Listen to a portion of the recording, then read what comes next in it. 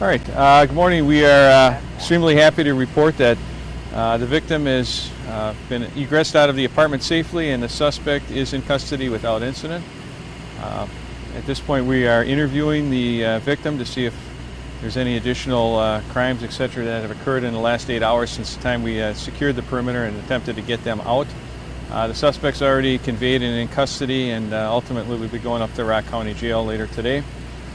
I think we really need to make sure that we recognize our citizen who called us early this morning to let us know that this felon, who we've been seeking since the end of March, entered the building.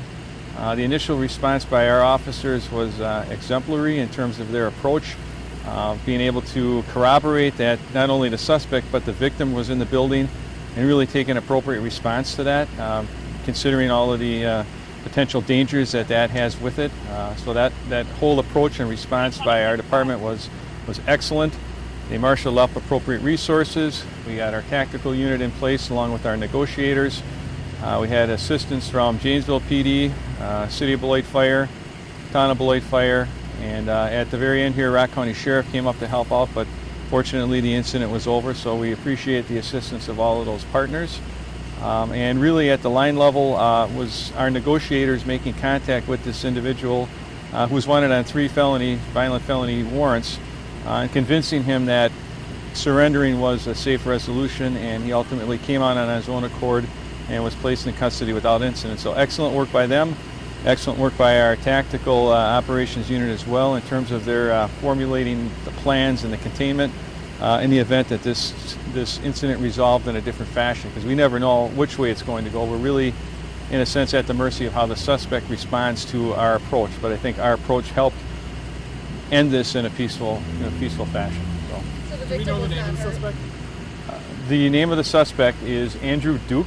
He's a 32-year-old Rockford male, and he's got 3 felony warrants outstanding for his arrest for first-degree recklessly endangering safety, kidnapping, and sexual assault. The victim we are interviewing now, there is no obvious injuries to her, but certainly we need to talk with her to be sure that no additional crimes occurred over the last 8 hours. The name of the suspect, Andrew Duke, 32-year-old male from Rockford. D-U-K-E? Correct. Then they knew each other? They had a prior intimate relationship. And so it was a neighbor that initially called in? Well, it was a community member. We received the tip, and of course we want to keep that information confidential, but I think it plays along with the narrative here in Beloit of our community really stepping up and providing us with information to get folks like this out of our neighborhoods. This guy has really terrorized Rockford and Beloit. Both departments have been looking for him feverishly for several months, and he's shown his propensity for the use of firearms and really a lack of sense of safety for others. So I think it was definitely a good person to get into custody and get him out of here. Does he have any weapons in his possession? Still looking into that. Obviously, we just placed him in custody. Our department will be here for some time, searching the apartment, mode of transportation. So there's a lot of work yet to be done at the investigative level. But at this point, really, the good message is everyone's out safely, and we'll take it from there. How do you feel the considered a hostage?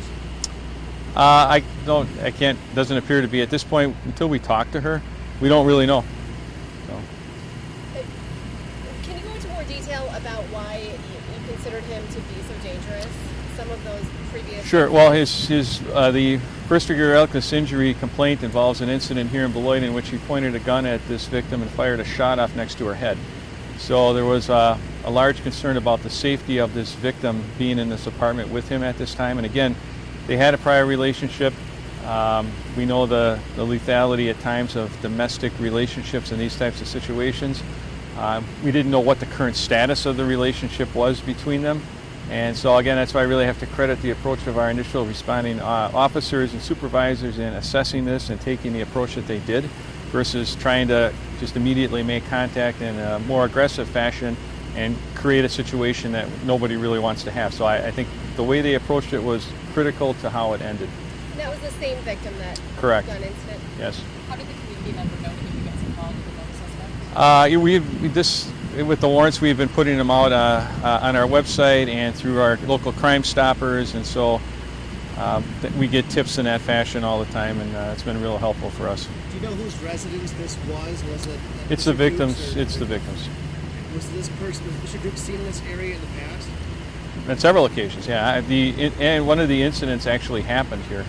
And so, like I say, our department, Rockford, other law enforcement in a sense, has really been looking for this individual for some time, and he's eluded capture for whatever reason, and sharp paying attention community member sees him last night, gives us a call, and we were able to lock him up. Do you know how soon it took between the victim coming out and then the suspect coming out between the time? Pretty much in succession. So they always take one at a time, very slowly, but in succession they came out without issue. You know what time that happened generally? Oh, probably about 20 minutes ago. What charges could this man be facing for this incident? Well, for this incident, we're going to have to first talk to the victim and then go from there. Right now, we were arresting him on his warrants, so we don't know if there will be any new charges until we complete that investigation. Those who were evacuated, are they able to go back to their apartments?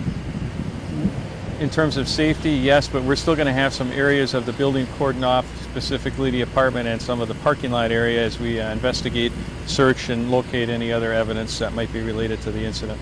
Can you talk a little bit more about the initial reaction that you keep saying you're so proud of, that they didn't go in aggressively? What was Well, their route? Cops have a lot of discretion in how they handle things, and I think it was very astute of them to recognize, first of all, they confirmed they were there. They know this guy's wanted, he's a dangerous felon, but they also saw that the victim was there. And so recognizing that, instead of the surround and door knock and try to approach it that way, which they could have done, recognizing those inherent dangers, took a step back a little bit, really like a de-escalation type of situation, and marshaled up the right resources, secured the area, so we're making sure this guy doesn't get out and endanger anyone else in the community. So the approach that they took and the way that they corroborated the information and the resources were marshaled up, I think were very professional, very well done, and put us in a position to have a peaceful resolution. Was How there many hours any was one he- incident that ratcheted down this negotiation to make it more calm and where you have a peaceful resolution, or was there any one point in time where this could have gone either way? Well, it could always go either way. As I said, the initial response of the cops laid the groundwork for this kind of resolution. And then really our negotiators, our tactical operators, those people are in the field ready to go in case this turns south. But the negotiators were able to reach out to this individual and convince him, and that's what they're trained to do. Hey, the best way for this to resolve is come out, follow our directions.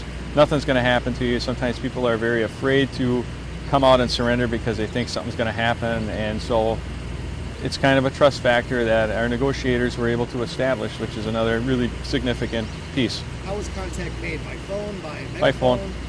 Yeah. How many people had to leave their homes, and what did you do with them overnight, and especially in the heat? Yeah, several units in that wing. I don't know exactly how many units are in that wing, and they made whatever accommodations they could make. Some of them may have been able to shelter in place. I don't know the exact numbers. And so unfortunately, it's for their safety, so it's kind of their choice as to what they do. And then the other surrounding buildings were just advised to kind of shelter in place and don't walk, physically in the area while this is going on. So how did your officers handle the heat? The SWAT tactical gear is very heavy, very thick, and it's Right. pumping up. It's pretty hot out here, right, as we can all attest to, and unfortunately we're in the shade. So our officers, and that's really where the partnerships come in. Janesville SWAT, Rock County SWAT stood ready to help swap out. We had already made a swap out of personnel throughout the evening because to be in the field in that heavy tactical gear for more than a couple hours is pretty taxing. We had actually swapped out some folks and sent them over to one of our local firehouses so they could catch some sleep in the event they needed to come back and replace somebody else. So we have protocols in place through our tactical operations unit that allots for the safety and resourcing of our personnel so they don't get fatigued and they don't get tired, they stay hydrated, that kind of stuff. In regards to the blocked off area, will traffic now be able to run through there smoothly, or will that be blocked off for? On Burton, no, I would anticipate that Burton will be opened very soon, but we're going to probably still be containing an area in the building proper itself in that immediate parking lot area. So we'll be ratcheting things down here shortly.